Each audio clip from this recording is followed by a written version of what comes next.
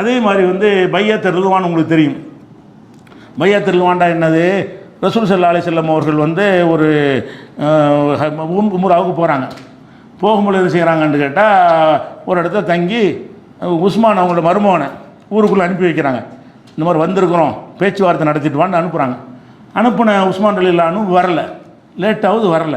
அப்போ இங்கே என்ன நினைக்கிறாங்கன்னு கேட்டால், கொண்டு விட்டாங்களோ, நம்ம வந்திருக்கிறோம், பிரதிநிதியாக அவர் அனுப்பியிருக்கிறோம், போனவர் இன்னும் வரல, அப்போ கொலை செஞ்சுட்டாங்க இவ்வளோ தெரியுது, தூதராக அனுப்பினால் கொல்லக்கூடாதுன்னு அன்றைக்கி ஒரு விதியே இருந்துச்சு. நமக்குள்ள இஸ்லாத்துக்குள்ள விதி இல்லை, எல்லாரும் ஒத்துக்கொண்ட விதி. அன்றைய காலத்தில் வந்து தூதராக ஒருத்தரை அனுப்பி வைத்தால் அவன் அனுப்பினா நம்ம கொள்ள மாட்டான், நம்ம அனுப்பினா அவன் கொள்ள மாட்டான். தூதர்களையே கொண்டுட்டோம்னா இந்த கம்யூனிகேஷன் இல்லாமல் போயிடும். அதனால் தூதர்களாக நம்ம அனுப்பி விட்டுருக்குறோம். அப்போ உஸ்மானை வந்து போனாலே இன்னும் காணாம், அதனால் கொலை பண்ணிட்டாங்கன்னு நினைத்து கொண்டு என்ன செய்கிறாங்க, ரசூல் எல்லாத்தையும் கூப்பிட்றாங்க. வந்து இதுக்கு நான் கணக்கு தீர்க்காமல் போக மாட்டேன், இவர்கள் கொண்டிருந்தார்களே ஆனால் நான் கணக்கு தீர்க்காமல் திரும்ப மாட்டேன் என்று சொல்லி, யாரெல்லாம் இதற்காக வேண்டி நீங்கள் உயிரை கொடுப்பதற்கு என்கிட்ட உறுதிமொழி கொடுங்கன்னு கேட்குறாங்க. இப்போ சஹாபாக்கள் எல்லாரும் என்ன செய்கிறாங்க, அவங்க கையை ரசூலுல்லாஹ் கை மேலே வச்சு, நாங்கள் கடைசி வரைக்கும் நிற்போம், உள்ள நுழைஞ்சவங்க கொண்டிருந்தார்களே ஆனால் அதுக்கு வந்து கணக்கு தீர்க்காமல் போர் செய்யாமல் திரும்பக்கூடாது, அது உயிரை கொடுத்தாலும் என்ன செய்வோம், அதை நீதியை நிலைநாட்டுவோம் என்று சொல்வதற்கு யாரெல்லாம் தயார் என்று கேட்கிறார்கள். இப்போ எல்லாரும் உறுதிமொழி கொடுத்தாங்க. அது ஒரு மரத்தடியிலிருந்து நடந்தது. மரத்தடியில் நடந்ததுனால என்ன செய்யுது, மரத்தடி பையத்தனுக்கு குர்ஆனில் கூட அதுக்கு பேர் இருக்கிறது. அதெல்லாம் சொல்லி காட்டுகிறான். அந்த பையத்து செய்யும் பொழுது இன்னல்லதீன யுபாயி ஊனக்க, இந்த சம்பவத்தை அல்லாஹ் சொல்கிறான். 48 இந்த சம்பவத்தை நீங்கள் முழுமையாக வழங்கிக்க நினச்சிங்கன்னு சொன்னால் சில ஹதீஸ் நம்பர்களை சொல்கிறேன், நீங்கள் பார்த்து என்ன செய்யுங்க, அது முழுமையாக படித்து அந்த ஹுதைபியா உடன்படிக்கைங்கிறோம்ல, அந்த உடன்படிக்கை விஷயத்தெல்லாம் நீங்கள் பார்த்து வழங்கி கொள்வீங்க. புகாரில் 2698, 2700, 2731, 2958, 4163, 4164, 4170, 1694, 3182, 4178, 4180, 4844, இவ்வளவு நம்பர்கள்லையும் இந்த சம்பவம் இருக்குது. நான் சொன்னேன்ல, அந்த உஸ்மான் ரலியல்லாஹு பையத் செஞ்ச விஷயம் இருக்குது.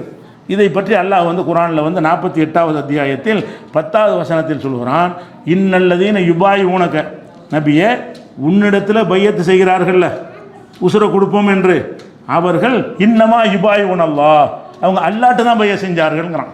உன்னிடத்தில் பையத்து செய்தவர்கள் உன்கிட்ட பையத்து செய்யலை, யார்கிட்ட பையத் செய்கிறாங்க, அல்லாவிடத்தில் தான் பையத் செய்தார்கள். யதுல்லாஹி ஃபௌக ஐதீஹிம், அவங்க கையின் மீது அல்லாவுடைய கை தான் இருந்தது. அவங்க கை இப்படி இருக்கும், ரசூலுல்லாஹ் கையை மேலே வைப்பாங்க, ரசூலுல்லாஹ் கையை வைக்கல, அல்லா தான் வச்சான்னு சொல்கிறான்ல. ரசூலுல்லாஹ் வந்து அவர்கள்ட்ட கையில் அவங்க கை மேலே ரசூலுல்லாஹ் கையை வச்சு உறுதிமொழி வாங்குறாங்க. அப்படி வாங்கும் பொழுது என்ன சொல்கிறான் அல்லாஹ், யதுல்லாஹி ஃபௌக ஐதீஹிம், அவங்க கை மேலே அல்லாவுடைய கை இருந்தது. ஆனால் நெசமாக இருந்தது யார் கை, ரசூலுல்லாஹ்வுடைய கை. அந்த சகாபாக்கள் ஒவ்வொருத்தருடைய கை மேலேயும் ரசூலுல்லாஹ் கையை வச்சு, கையை வைக்கிறேன்னா உறுதிமொழி கொடுக்குறது. கடைசி வரை நிற்பியா, நான் கடைசி வரை நிற்பேன், ஒருத்தரவா கடைசி வரை நிற்பேன், உயிரை கொடுத்து போராடுவேன்னு சொல்லி ஒவ்வொருத்தரையா அக்ரிமெண்ட் உறுதிமொழி வாங்குறது. அப்படி வாங்கும் பொழுது என்ன செய்கிறேன்னா, அது ஒரு அடையாளம். கையை வச்சு கையோட கை வைத்து சொல்வது ஒத்துக்கிட்டோங்கிறது அர்த்தம் அது. அப்போ முதல்ல சகாபாக்கள் கையை நீட்டுறாங்க, ரசூலுல்லாஹ் கையை வைக்கிறாங்க. சகாபாக்கள் கை மேலே இருந்த கை யாருடைய கை, ரசூலுல்லாஹ்வுடைய கை. கண்ணுக்காக தான் தெரிகிறது. அல்லாஹ் என்ன செய்கிறான், இல்லைங்கிறான். அப்படி திருப்புறாங்க. எப்படி இன்னல்லதீன யுபாயி ஊனக்க, பையத்து செய்தா உன்னிடத்தில் பையத்து செஞ்சாங்களே, அவங்க வந்து இன்னமா யுபாயி ஊனல்லாஹ், அல்லாவிடத்தில் தான் பையத்து செய்தார்கள், உன்கிட்ட செய்யவே கிடையாது. யதுல்லாஹி ஃபௌக ஐதீஹிம், அல்லாவுடைய அவர்களுடைய கை மீது அல்லாவுடைய கை தான் இருந்தது, ஏங்கிட்ட உடன்படிக்கை எடுத்தார்கள் அல்லாஹ் சொல்லி காட்டுறான். இந்த வசனத்தை வைத்துக்கொண்டு பாருங்கள், ரசூலுல்லாஹ் அல்லாஹ் வைட்டாங்க பார்த்தீங்களா, இருந்தது ரசூலுல்லாஹ்வுடைய கை, அந்த கையை ஏன் கைங்க, அப்போ என்ன ரசூலுல்லாஹ்வுக்குள்ள அல்லாஹ் ஊடுருவி போய் அவன் கையை நீட்டி அந்த கை தான் சஹாபாக்கள் மேலே வைத்தார்கள்ன்ற மாதிரி இதுக்கு என்ன செய்கிறாங்க, வியாக்கியானம் கொடுக்குறாங்க. இது ஒரு இலக்கியமாக எல்லா பாஷையிலையும் சொல்கிறது.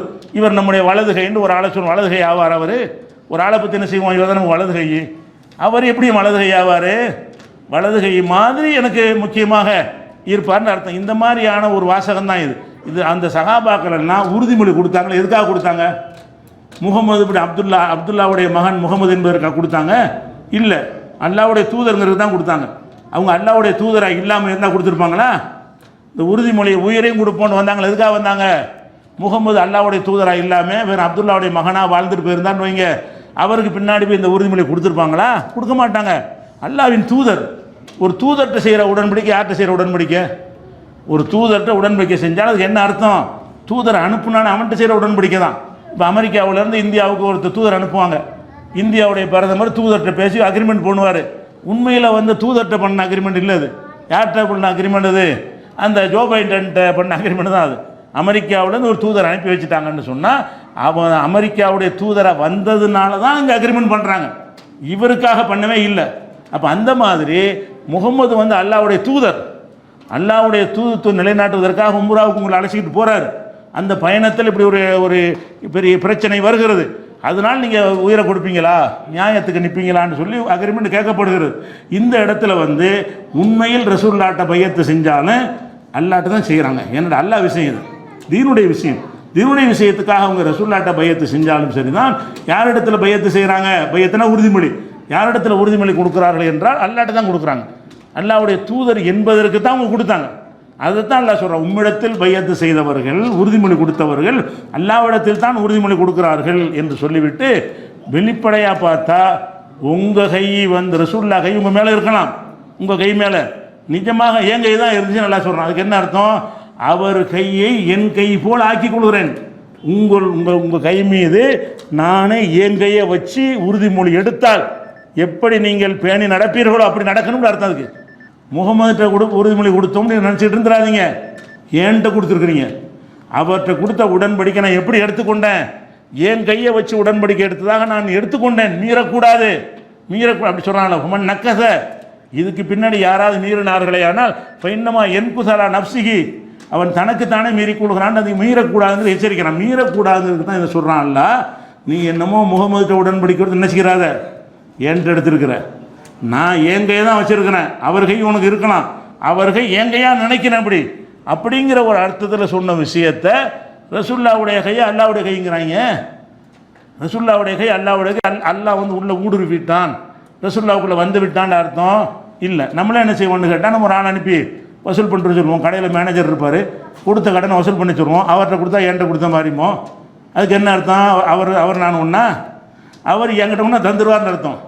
நான் உங்கள்கிட்ட கடன் கொடுத்துருக்கேன், நீங்கள் எனக்கு கடன் கொடுத்துருக்குறீங்க, உங்கள் வேலையாளை விட்டு என்னை வாங்கிட்டு வர சொல்கிறீங்க, உங்களுடைய பிரதிநிதியாக என்கிட்ட வர்றாரு, நான் என்ன செய்கிறேன், அந்த பணத்தை கொடுக்குறேன். உண்மையில் அவர்கிட்ட என்ன கொடுக்குறேன்? அவருக்கு நான் கொடுக்கணும் தேவையே இல்லை. எதனால் அவர்கிட்ட நான் கொடுக்குறேன்? அவரை நீங்கள் அனுப்பி வச்சுருக்கிறீங்க, உங்களுக்கு நான் தர வேண்டி இருக்கிறது, அதுக்காக நீங்கள் அனுப்புறீங்க. கொடுத்தால் அவர்கிட்ட கொடுத்த என்கிட்ட கொடுத்த மாதிரி நீ உன் கையை அவர் கையில் நீ கொடுத்தா கூட என் கையில் தந்தாய் அப்படின்னு எடுத்துக்கிறோமா இல்லையா? அந்த கடனை கழிச்சு விட்ருவோம்ல. நம்மகிட்ட மேனேஜர்கிட்ட கடனை கொடுத்து விட்டான்னு சொன்னால் நீ மேனேஜர் கையில் தான் கொடுத்தாய், நீ எனக்கு ஒருக்கா தாண்ட கேட்போம். மேனேஜர்களை கொடுத்தாலும் என் கையில் கொடுத்த மாதிரி தான். இப்படியான ஒரு சின்ன ஒரு விஷயம், சாதாரண ஒரு விஷயம், எல்லா பாஷையிலையும் எல்லா மொழியிலையும் பேசக்கூடிய ஒரு விஷயத்தை தான் அல்லாஹ் இங்கே சொல்லுகிறான். இவர் என்ன செய்கிறாங்க? அதுக்கு வேறு மாதிரியான வியாக்கியானங்கள்லாம் கொடுத்து தவறின் பக்கம் திசை திருப்பி கொண்டு போகிறார்கள் என்பதை பார்க்கணும். இது மாதிரி என்னென்ன இடத்துல எல்லாம் குழப்பம் பண்ணுகிறார்கள் என்பதைக்கு வந்து இன்னும் பல ஆதாரங்கள் இருக்குது. இன்ஷா அல்லாஹ் அதை அடுத்த நாள் பார்க்கலாம்.